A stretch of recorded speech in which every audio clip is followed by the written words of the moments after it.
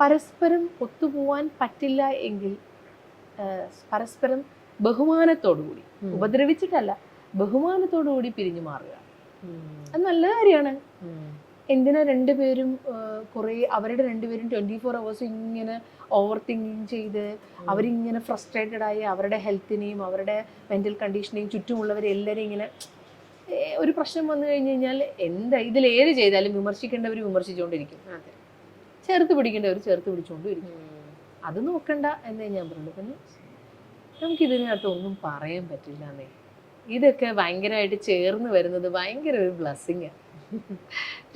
ഞാൻ ചില സുഹൃത്തുക്കളുടെയൊക്കെ family life കാണുമ്പോൾ എനിക്ക് ഭയങ്കര സന്തോഷം. ദൈവം അവരെ എത്ര കാരുണ്യത്തോടെ സ്നേഹിച്ച് നിർത്തുന്നത്. ഞാൻ എപ്പോഴും പറയും, ഒരിക്കലും ഫാമിലി ലൈഫിൽ പ്രശ്നം ഉണ്ടാകാതെ നോക്കണേ എന്ന് ഞാൻ പറയും. കാരണം അത് ഭയങ്കര അങ്ങനെ കിട്ടുന്നത് വലിയ ഭാഗ്യമാണ്, കിട്ടാറില്ല പലർക്കും. അതെ.